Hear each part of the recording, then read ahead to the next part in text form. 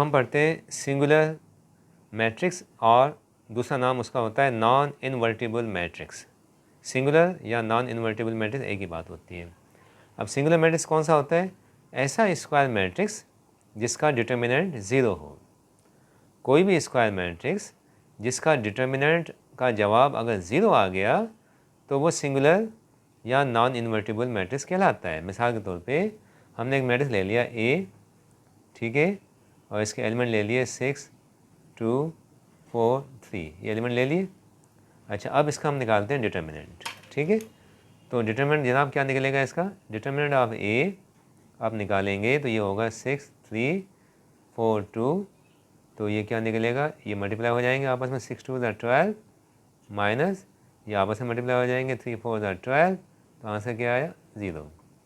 तो क्या हुआ जनाब कि डिटर्मिनेंट ऑफ ए क्या हो गया? 0 के इक्वल हो गया। तो जब डिटर्मिनेंट ऑफ ए 0 होता है तो हम क्या कहते हैं कि मैट्रिक्स इज सिंगुलर। ये आपका सिंगुलर मैट्रिक्स हो गया, सही है। अब उसके बाद आ जाते हैं दूसरा टाइप है नॉन सिंगुलर मैट्रिक्स, या उसका दूसरा नाम होता है इन्वर्टिबल मैट्रिक्स। तो इन्वर्टिबल या नॉन सिंगुलर मैट्रिक्स जो होता है उसकी कंडीशन क्या है कि स्क्वायर मैट्रिक्स होना लाजमी है, मगर उसका डिटर्मिनेंट 0 के इक्वल नहीं आना चाहिए। मिसाल के तौर पे हम एक मैट्रिक्स लेते हैं ए, इसके एलिमेंट लेते हैं 5 3 2 1, ये मैट्रिक्स ले लिया हमने।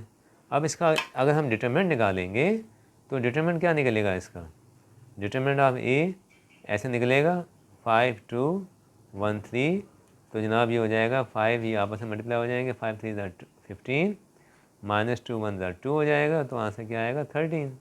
तो आप देखें कि ये जो डिटर्मिनेंट है ये 0 के इक्वल नहीं, ठीक है, इंपॉर्टेंट पॉइंट। तो लिहाजा ये ऊपर वाला क्या हो गया? ये हो गया non singular, this is non singular. तो आप इसको क्या लिखेंगे? This is non singular matrix, ये मैंने मेंशन कर दिया यहाँ पर, ठीक है।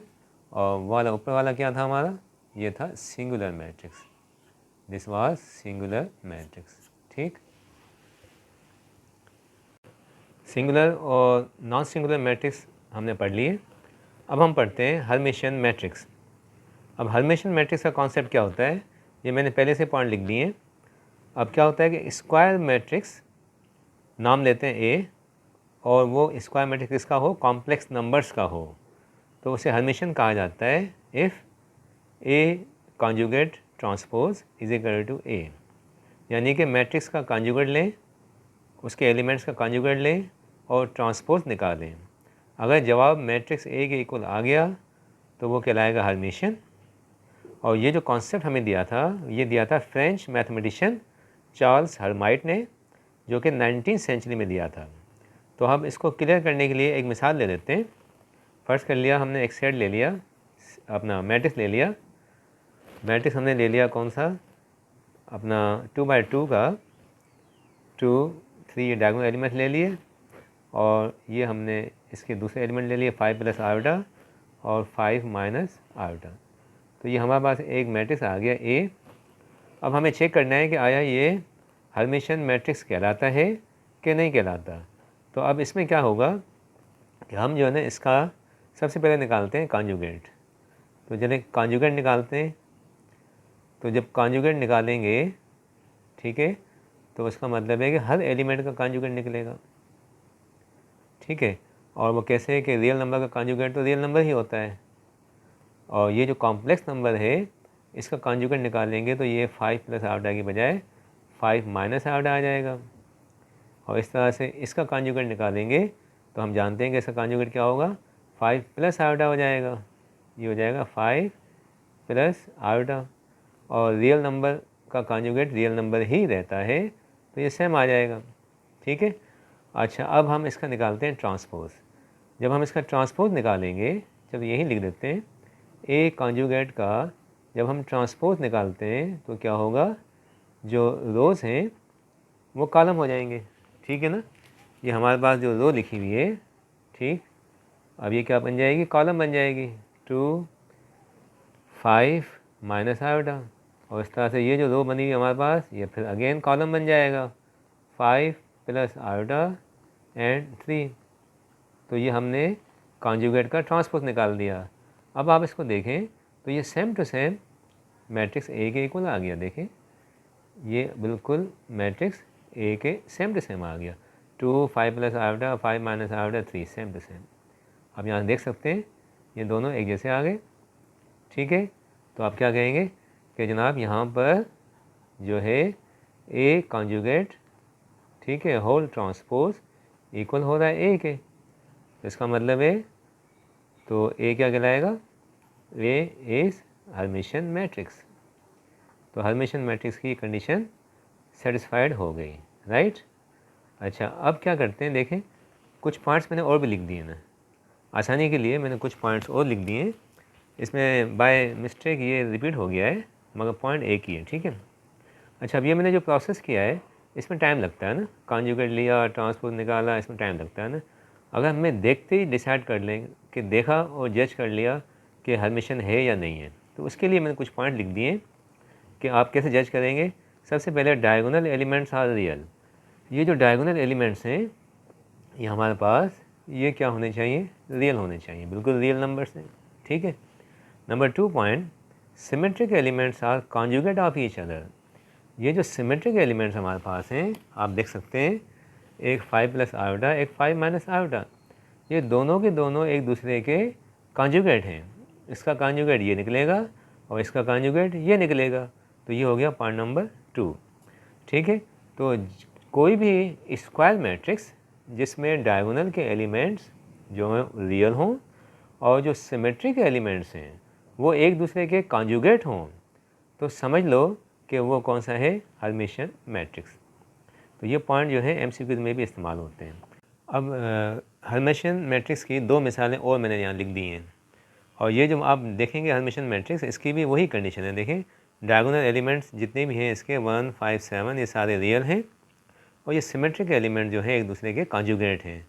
2 आयोटा का कॉन्जुगेट -2 आयोटा, और -6 आयोटा का कॉन्जुगेट 6 आयोटा, और आयोटा का माइनस आयोटा, ये दोनों कंडीशन सेटिस्फाई हो गई। उसके बाद ये भी एक हर्मिशियन मैट्रिक्स मैंने लिख दिया है, मगर यहाँ पर कॉम्प्लेक्स नंबर कोई भी नहीं है, ये सारे के सारे कौन से, रियल। मगर हम जानते हैं कि real number is also a complex number, तो लिहाजा इन्हें कॉम्प्लेक्स नंबर भी कहा जाएगा।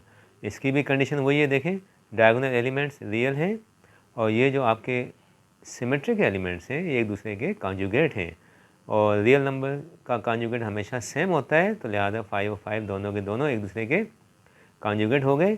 तो ये 2 मिसालें हो गई हर्मिशियन मैट्रिक्स की, और ये पॉइंट मैंने लिख दिया यहाँ पर कि सिमेट्रिक मैट्रिक्स जो होता है वो भी हर्मिशियन मैट्रिक्स कहलाता है। अब हम पढ़ते हैं स्क्यू हर्मिशियन मैट्रिक्स।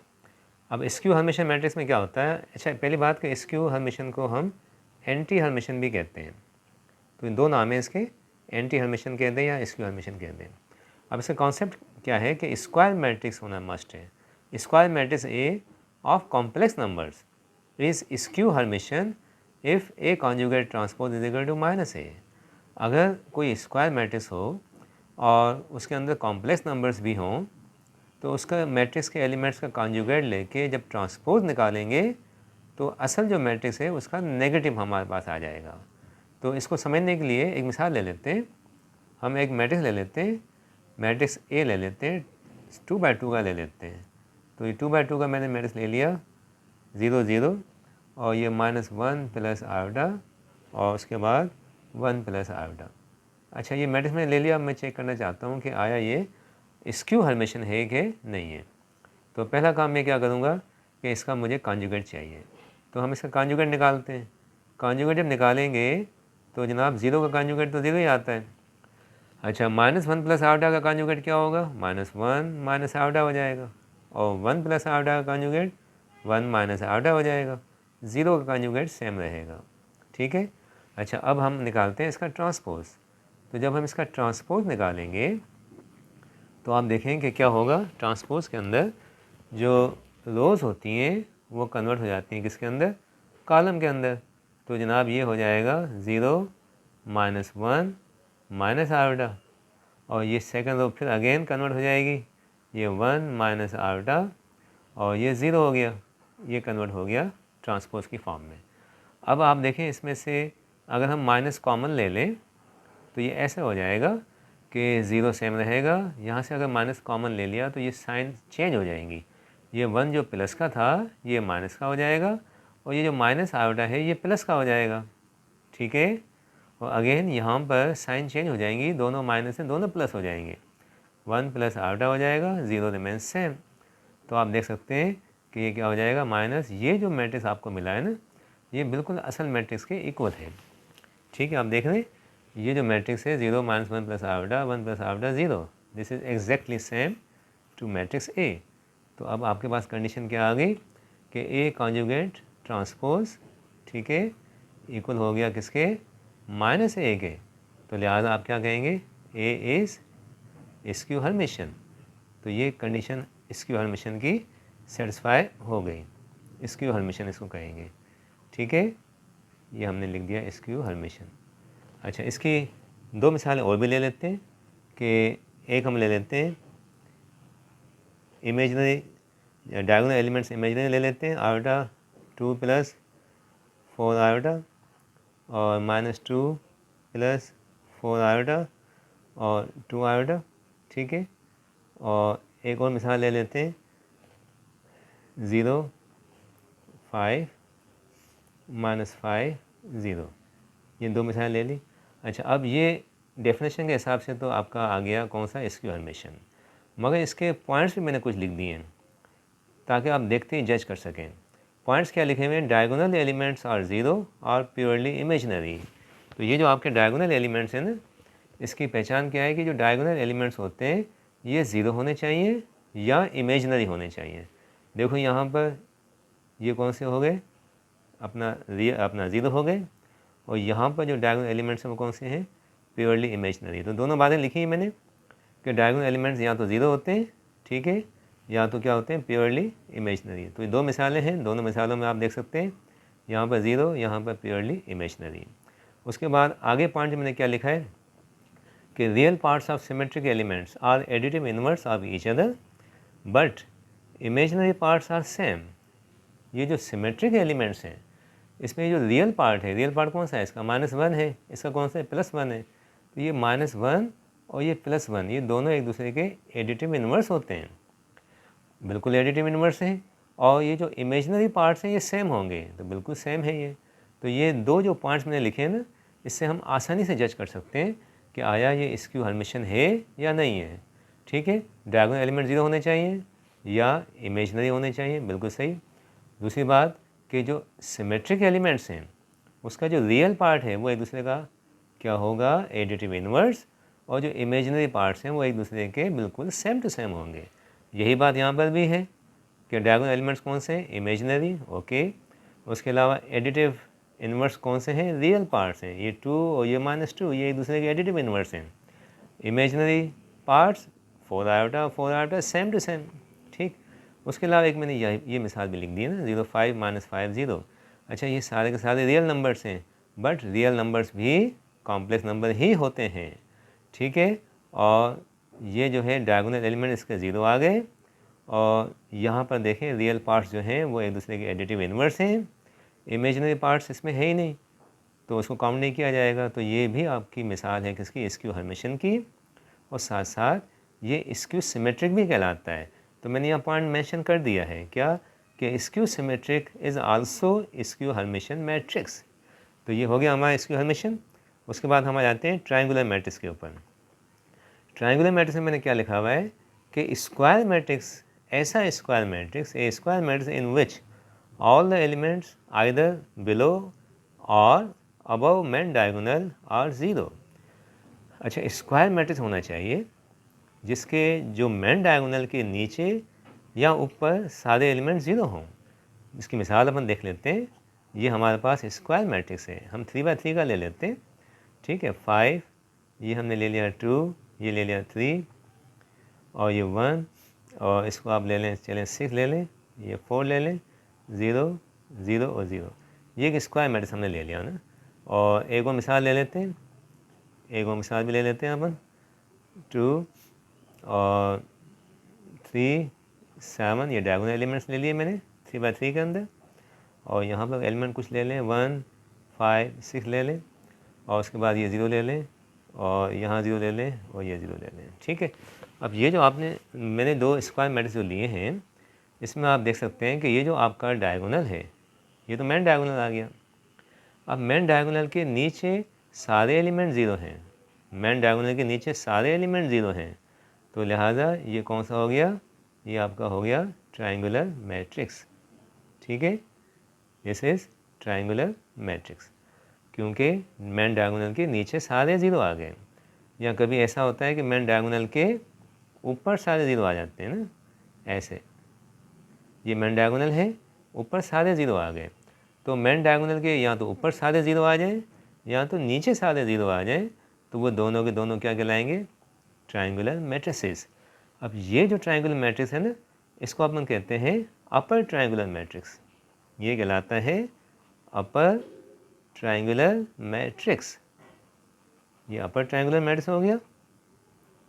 ठीक है, और ये जो हमारे पास है ये कहलाता है लोअर ट्रायंगुलर मैट्रिक्स।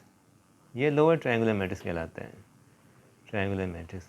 तो अब ये दोनों में क्या फ़र्क है कि अपर ट्रायंगुलर मैट्रिक्स में नीचे वाले सारे ज़ीरो होते हैं, मेन डायगोनल के नीचे वाले सारे ज़ीरो होते हैं, और लोअर ट्रायंगुलर के लिए क्या होता है कि मेन डायगोनल के ऊपर जो होते हैं वो सारे ज़ीरो होते हैं। तो ये हो गया ट्रायंगुलर मैट्रिक्स का कॉन्सेप्ट। अब उसके बाद हम आते हैं इनवॉल्यूटरी मैट्रिक्स।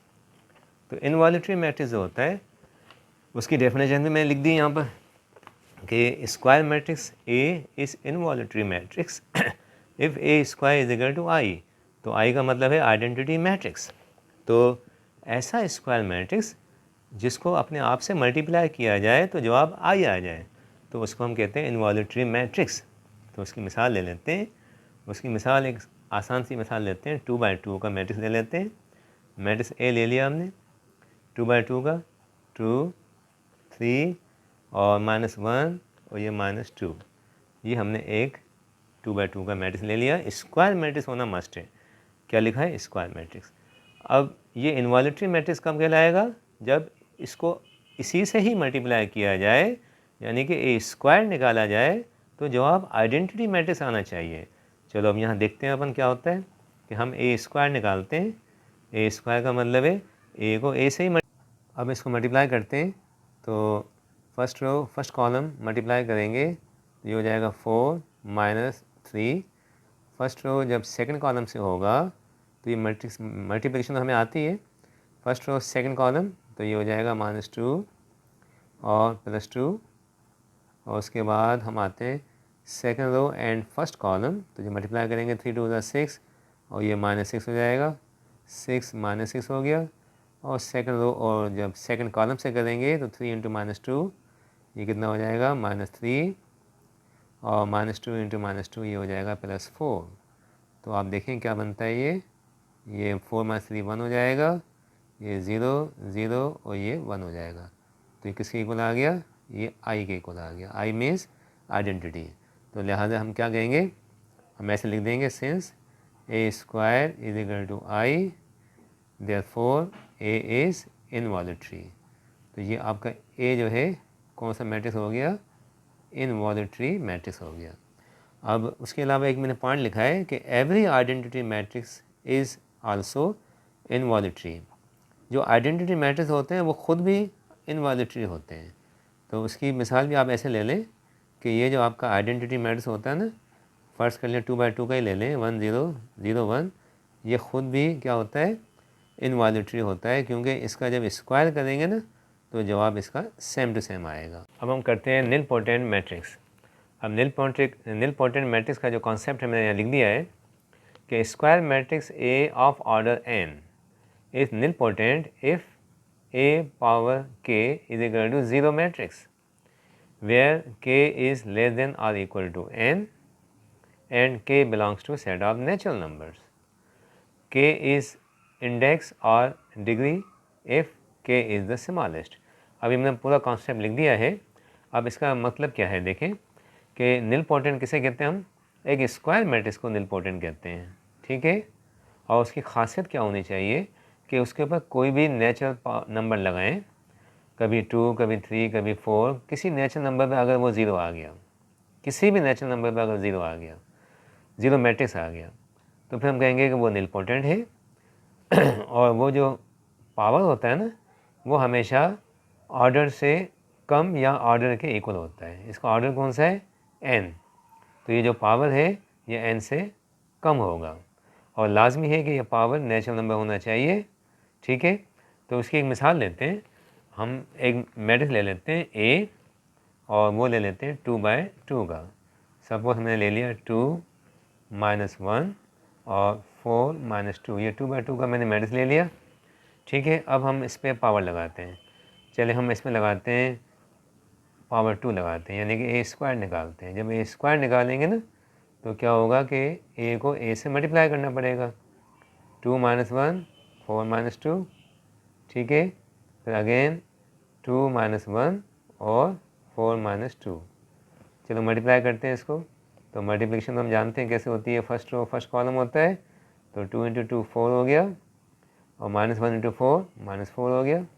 फिर फर्स्ट रो सेकंड कॉलम होगा, तो ये भी हम जानते हैं कि -2 + 2 बनेगा। ओके, जब सेकंड रो फर्स्ट कॉलम से होगा तो 4 × 2 = 8 और -2 × 4 -8 हो जाएगा। और फिर सेकंड रो जब सेकंड कॉलम से होगा तो ये हो जाएगा -4 + 4। तो आप देख सकते हैं कि आंसर क्या आ रहा है, 4 - 4 0 आ गया। 0 ये सारे के सारे 0 आ गए और 0 का मतलब है दिस इज 0 मैट्रिक्स। तो आप देखें A² का आंसर 0 मैट्रिक्स आ गया। तो इसका मतलब है कि A क्या होगा, निलपोटेंट होगा। और निलपोटेंट के मालूम जो हमने किया वो किस पे आ गया, पावर 2 पे। तो हम कहेंगे इसका इंडेक्स 2 है। तो हम क्या कहेंगे, A इज निलपोटेंट मैट्रिक्स। ठीक है, निलपोटेंट हो गया और इसका इंडेक्स कौन सा है, ऑफ इंडेक्स। ठीक है, और इसका इंडेक्स या डिग्री कौन सी है, वो है हमारे पास 2, बिकॉज 2 पावर लगाने पे 0 आया, 0 मैट्रिक्स आ गया। ठीक है, और आप देख सकते हैं कि ये 2 है ना, इसके ऑर्डर के इक्वल है। तो इंडेक्स कभी भी मैट्रिक्स के ऑर्डर से बड़ा नहीं होता, या तो उसके इक्वल होता है या उससे कम होता है। ठीक है, एक दो मिसाल और भी हम लगा देते हैं यहाँ पर। तो निलपोटेंट का कॉन्सेप्ट क्लियर हो गया कि किसी भी मैट्रिक्स के ऊपर नेचुरल पावर लगाया हमने, जिस नेचुरल नंबर पे वो 0 मैट्रिक्स देगा, ठीक है, तो हम कहेंगे कि वो नेचुरल नंबर क्या है, उसका इंडेक्स है। और उसके अलावा 0 आने पर हम उसको निलपोटेंट मैट्रिक्स कहते हैं। और दूसरी बात मैंने क्या कहा कि ये जो पावर है जिस पे 0 मैट्रिक्स आ रहा है, ये पावर हमेशा मैट्रिक्स के ऑर्डर से या तो कम होगा या तो इक्वल होगा। अब उसके बाद हम आते हैं, नेक्स्ट हमारे पास टॉपिक है आइडेम्पोटेंट मैट्रिक्स। अब ये आइडेम्पोटेंट मैट्रिक्स का कॉन्सेप्ट भी मैंने यहाँ लिख दिया है। इसमें क्या होता है, स्क्वायर मैट्रिक्स होता है A, जिसके हम आइडेम्पोटेंट कहेंगे। उसकी कंडीशन कौन सी है, उसकी कंडीशन है कि A² must be equal to A। तो जो स्क्वायर मैट्रिक्स इस कंडीशन को सेटिस्फाई करेगा उसे हम क्या कहते हैं, आइडेम्पोटेंट मैट्रिक्स कहते हैं। तो आइडेम्पोटेंट मैट्रिक्स एक और मिसाल ले लेते हैं अपन यहाँ पर। और एग्जांपल, हमने एक मैट्रिक्स ले लिया आइडेम्पोटेंट जो कि 2/2 का है। और वह 2/2 का कौन सा है, 5 10 -2 -4। ये 2/2 का हमने मिसाल ले लिया हमने। अब आप इसमें देखें, जब आप इसको A² निकालेंगे यहाँ से, तो A² में क्या होता है कि A को A से मल्टीप्लाई करना पड़ता है।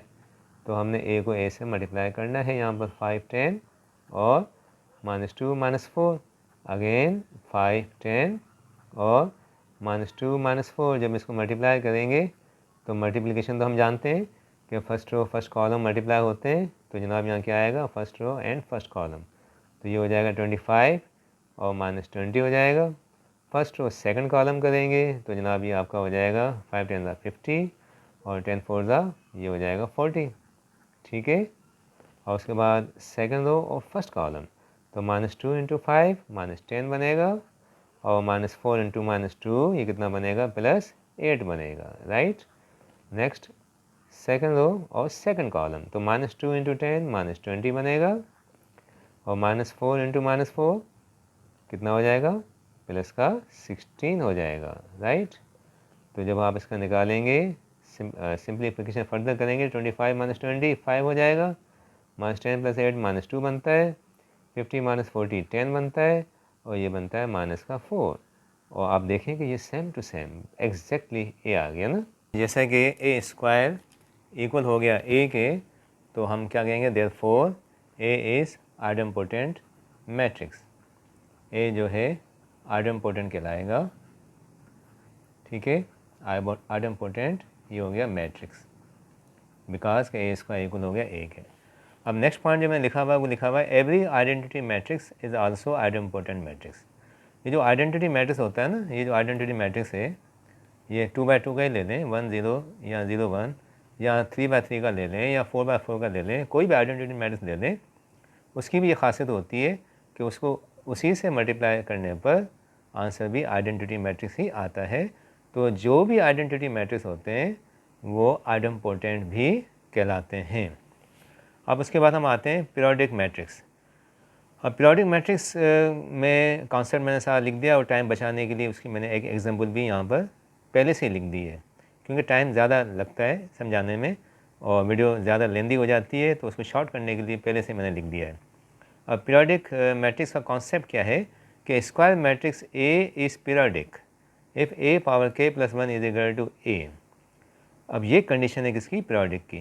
पहली बात कि स्क्वायर मैट्रिक्स होना चाहिए, और दूसरी बात कि ये कंडीशन आनी चाहिए ना, कौन सी? a power k + 1 is equal to a, जबकि k क्या है? k is a natural number, k belongs to set of natural number.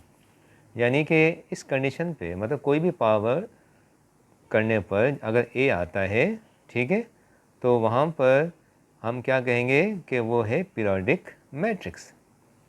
और उसके बाद ये जो k होता है इसको हम कहते हैं period of the periodic matrix, मगर शर्त ये है कि ये k की वैल्यू लिस्ट होनी चाहिए। तो ये मैं फर्दर उसके बाद थोड़ा क्लियरफाई कर दूंगा, पहले मिसाल पे आ जाते हैं, इस पॉइंट को फिर वापस डिस्कस करते हैं। अब पहली मिसाल पे आते हैं। तो मैंने एक मैट्रिक्स ले लिया a, अब ये पीरियोडिक मैट्रिक्स है ऑफ पीरियड 2। अब ये मैंने पहले से ही हल कर लिया है। ये पीरियोडिक क्यों है कि मैंने लिखा पीरियड 2 है। पीरियड 2 का मतलब है कि इसका a पावर 3 करने पर वापस a जवाब आएगा। तो देखें a स्क्वायर निकालेंगे, जब a स्क्वायर निकालेंगे तो a को a से मल्टीप्लाई करना पड़ता है। तो ये मल्टीप्लिकेशन का प्रोसेस मैंने पहले हल कर लिया। तो आप देखें a स्क्वायर का जवाब तो ये आ रहा है, जो कि मैट्रिक्स a के इक्वल नहीं। तो फिर हम पावर बढ़ा देंगे, a स्क्वायर किया था अब a पावर 3 कर देंगे। a पावर 3 का मतलब है जो a स्क्वायर आपके पास आया उसको a से मल्टीप्लाई कर दें, ये a स्क्वायर और ये a मल्टीप्लाई कर लिया। फिर ये प्रोसेस चलेगा, उसके बाद फाइनल जो आंसर मैंने लिख दिया, यहाँ पर प्रोसेस को हटा दिया मैंने, फाइनल आंसर लिख दिया है जो कि आप देखें बिल्कुल a के इक्वल है, एग्जैक्टली इक्वल टू a। तो a पावर 3 यानी कि a क्यूब पे a आ रहा है, तो मैं क्या कहूँगा कि ये पीरियोडिक तो है। क्यों? कि किसी पावर पे वो सेम टू सेम तो आ गया, मगर पीरियड कौन सा है? पीरियड जो होता है पावर से एक कम होता है। पावर 3 है तो पीरियड क्या होगा इसका? 2 होगा, राइट। तो मैंने पहले ही लिख दिया था। अब उसके बाद मैंने पॉइंट क्या लिखा है कि every identity matrix is periodic of period 1। Identity matrix जो होते हैं ना उनका पीरियड 1 होता है।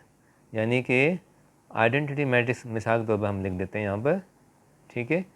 आई हमने लिख दिया, अब इसका 2x2 का ही ले लें, 1 0 0 1, ठीक। और उसके बाद एक आइडेम्पोटेंट मैट्रिक्स भी ले लें। Every idempotent matrix is also periodic of period 1। Idempotent की मिसाल वही ले लें जो हमने ऊपर ली थी। आइडेम्पोटेंट कौन सी? 5 10 और उसके बाद -2 -4। ये दोनों की खासियत क्या है कि आई की खासियत क्या है जनाब कि आई स्क्वायर जब करेंगे ना तो वापस जवाब आई आ जाएगा, ठीक है। ये पीरियोडिक हो गया।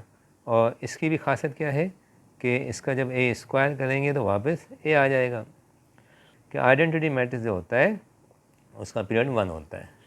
और ये आइडेम्पोटेंट है, आइडेम्पोटेंट जो होता है उसका पीरियड भी 1 होता है, क्योंकि उसका पावर 2 करने पर a आता है। तो अब पीरियोडिक की बात समझ आ गई। पीरियोडिक में क्या होता है कि किसी पावर पे नेचुरल नंबर के पावर पे अगर जवाब a आता है तो वो पीरियोडिक है, और उसका जो पीरियड है वो उसके पावर से एक कम होता है। तो ये 2 पॉइंट्स भी आ गए। अब इस पॉइंट पे वापस आ जाते हैं। ये पॉइंट क्या कहता है? The least value of k is called period. तो यहाँ पर स्टूडेंट्स को कन्फ्यूजन होती है कि लीस्ट वैल्यू का मतलब क्या है। तो इसको मैं क्लियरफाई कर दूँ कि फ़र्ज़ कर लें कि एक ऐसा मैट्रिक्स है जिसमें a पावर 5 पे भी जवाब a आता है, ठीक है, और सपोज़ कि a पावर 7 पे भी सपोज़ उसका जवाब a आता है। अब देखें 2 जगह पे उसका जवाब ए आ रहा है। 5 पावर करने पर भी ए आ गया, 7 पे भी ए आ गया। अच्छा, अब यहाँ पर आप देखें अगर के की बात करें तो के क्या होता है, पावर से एक कम होता है। तो यहाँ पर के क्या होगा, ये के हो जाएगा 4। और यहाँ पर अगर के की बात करें तो कितना हो जाएगा, यहाँ के हो जाएगा, सपोज़ ये 7 है ना, तो ये के एक कम होता है तो 6 हो गया। तो के 2 हमारे पास आ रहे हैं ना। तो अब इन दोनों में से लिस्ट कौन सी है, लिस्ट 4 है। तो हम क्या कहेंगे कि period is what, period of this periodic function is 4, क्योंकि मैंने क्या लिखा है, द लीस्ट वैल्यू ऑफ के इज़ कॉल्ड पीरियड। ठीक है। तो कुछ मैट्रिक्स ऐसे भी होते हैं जो 2 पावर पे सेम जवाब ए दे देते हैं, या इवन तीसरे पावर पे भी ए दे सकते हैं। तो वहाँ पर के की वैल्यू 1 नहीं बल्कि 2, 3 आ जाती हैं। तो उसमें से जो लीस्ट वैल्यू होती है उसको काउंट किया जाता है as a period of the periodic matrix.